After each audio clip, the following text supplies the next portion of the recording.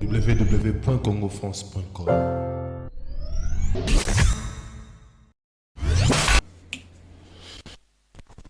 Je tiens d'abord à remercier mon Dieu. Nandenge a épargné un danger au nord courir depuis hier jusqu'à ce matin. C'était hier vers minuit. La garde républicaine va gérer donc communément appelé Moura. Bah qu'on enlevé Nandako. Enlevé Nandako pourquoi na quartier ba pointa kinga keno naza combattant. Alors on a cambiste tant bayaki ba depuis nyonso ils ont tout pris même les habits ba même nyonso ba même ngana depuis hier. Comment na koma ki lobi kuna na ki kokuta moi je croyais que non j'étais le seul. Or na ki kokuta ba jeune ba kanga mi kuna na demi na ndinga ko sawana te. Donc bazo maltraité ba tout kuna ko maltraité ya kunza ko boma. Ce qui m'a dérangé zanini bazana ba drapeau na biso a UDPS. Ils font porter ça aux jeunes pour promettre bango que non ba libérer bango après ba déclaration au bango moko ba komi. Bazo poser ba jeune ba question pour dire que non na natinda ki bino bo kende ko piller et ba jeune bazo répondre na kombo ya président national. Ceux qui va répondre bongo allez ba zu bango ba ke ko boma bango kaka bongo. C'est que moi je veux que ba salango 6 fois.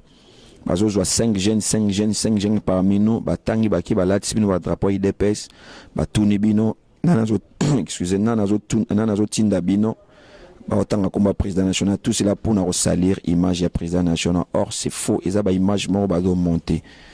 C'est pourquoi nzambe ka ninga la raté na ba prière ka kandi na banda ko méditer et ça miracle tinga na échappé na demia pour na tina comme lo libanda pour na ko témoigner awa ya momoni na yi na sali effort na bimi na longwe banda kuna ti ama ko pona pesa déclaration o eza déclaration moko lisolo te ndoto te information te nga moko na vivre yango.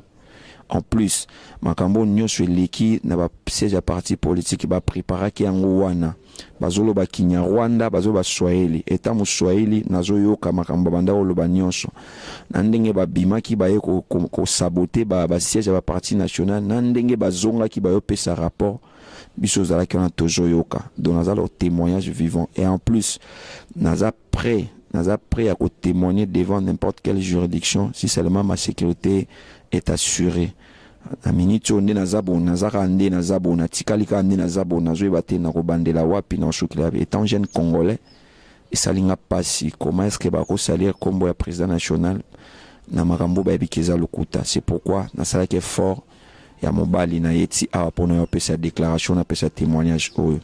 Et puis kuna nazana bilongi ya bato na retenir o bazo tinda bazo komantite makambo nyonso kuna nazana bilongi na kangi soki ba meminga devant bango naza prêt à témoigner ya kotanga bango ke boye. Ce qui est grave ba image bazo monter pour na salir comme président national. Voilà un peu déclaration na ye nango pour na sala. Kuna baza ko massacrer bazo bomate ba jeune bazo massacrer hier la nuit lelo lisusu na moi journal lelo banda tongo bazo na ba jeune kuna na ebité sur to benga place wana ekominini na demiap na kankokolo. Voilà un peu déclaration na yaki nango pona sala d'emblée de naza na uti demiap nazo lumba ko sur la vacation na bango puis na moni kuna ça me dépasse nazo ko kutu même pas koloba akumisika nzambe andinga batelinga alongolinga kuna ti na ya kopesa déclaration. Donc je suis disponible pour témoigner na ba image na bazo formanté wana pona osali président national partout ba romemangai ce qui sécurité na ngeza assuré na okende na koloba yango. Voilà un peu déclaration na zalaki nango wana. Merci na nzambe ndinga batelinga. Merci.